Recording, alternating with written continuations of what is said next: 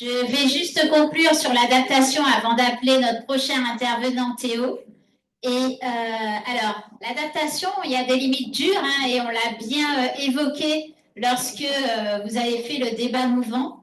Et notamment, je peux vous donner une petite histoire de PG&E. PG&E, c'est une entreprise fournisseur d'électricité en Californie. Donc, c'est comme si c'était EDF, mais c'est en Californie. Et c'était une entreprise qui fonctionnait super bien, 5000 salariés et qui avait un placement en bourse, je crois 15%, le rapport en bourse. Enfin bref, c'était ce qu'on appelle, pour les banquiers, hein, un placement en bon père de famille. Donc cette entreprise, elle fonctionnait super bien. Sont arrivés en 2018 les méga-feux californiens. Et en fait, il faut savoir que cette entreprise qui fonctionnait très bien connaissait quand même des bugs, comme la plupart de toutes nos organisations.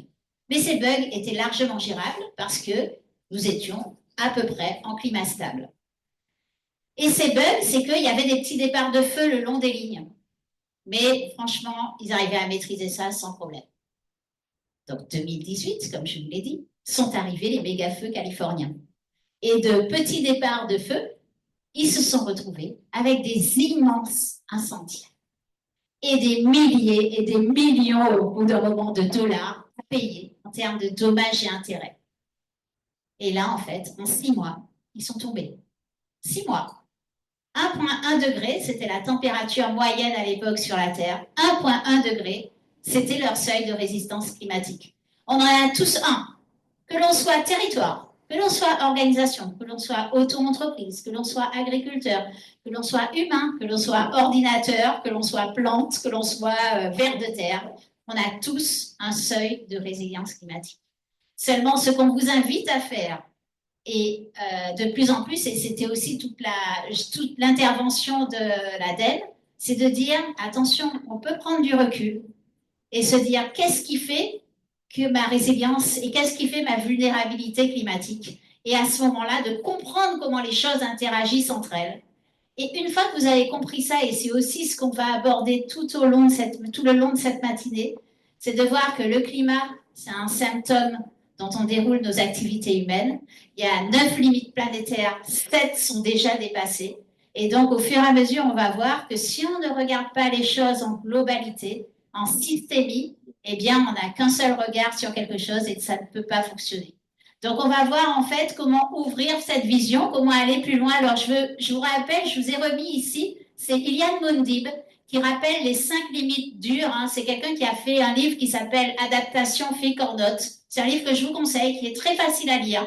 Et dans cette, dans cette série-là des Fake or Not, il y a beaucoup de sujets qui sont traités. Il y a l'eau, le véhicule, etc. Mais du coup, il en a fait un sur l'adaptation. Et donc, il rappelle 5 choses. 1, le changement n'est pas proportionnel à l'évolution de température. Donc, les changements, d'accord. 1, deuxièmement, le changement est irréversible à l'échelle des temps humains. On sait déjà que tous ces phénomènes-là, montée des eaux, fonte des glaces et hausse des températures. Alors, hausse des températures, c'est encore celui sur lequel, à un moment donné, on peut diminuer la hausse. Voilà. Et le changement affaiblit nos puits de carbone. Donc, on a 2 puits de carbone. Je vous rappelle, hein, quand on relâche du carbone, quand on brûle des énergies fossiles, ça relâche du carbone. Ce CO2, ça vient du coup, ce carbone s'allie avec l'automne, ça forme le CO2, puissant gaz à effet de serre. Et ce CO2 est absorbé par 2 puits de carbone. Un quart pour la photosynthèse, un quart pour les océans. Et le reste, la moitié, reste dans notre atmosphère. Donc plus il y en a, plus un quart est absorbé, plus notre végétation l'absorbe. Ça les déséquilibre d'ailleurs, hein, ça les fait grandir plus vite, mais ça agrandit aussi leurs besoins en eau et en nutriments. Plus nos océans en absorbent et ça les acidifie, et plus ils s'en retrouvent dans notre atmosphère, ce qui aggrave les éléments. Mais ce qui est important, en fait, quand on dit que le changement affaiblit nos puits de carbone, c'est que plus ça monte en température et plus les pourcentages que je vous ai dit là diminuent. Ça veut dire qu'en termes de pourcentage, moins la photosynthèse en absorbera, moins nos océans en absorberont et plus il s'en retrouvera dans notre atmosphère. Toute la dynamique de la machine climatique que vous allez voir aussi à un moment, aujourd'hui, dans les différentes interventions, elle bouge, elle est sans arrêt dans différents équilibres qui s'adaptent selon les éléments. La Terre trouve de nouveaux équilibres qui sont pour nous des déséquilibres parce que nous ne sommes pas calibrés pour. Donc, le changement n'est pas linéaire, il existe des points de bascule, ça, d'autres personnes, je pense, en reparleront, c'est-à-dire des moments à un moment donné où il y a un phénomène qui se passe et ça peut très bien s'accélérer. Et également, il faut composer avec la contraction énergétique, c'est-à-dire, pour nous, moins de pétrole concrètement.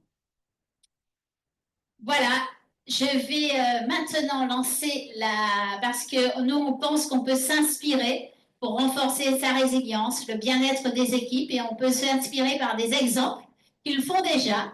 Donc, nous avons deux intervenants, un qui est en train d'arriver et un autre qui nous fait l'honneur d'être là. Théo, si tu peux venir là, ou si tu préfères être là, comme tu veux, je te donne le micro. Merci beaucoup.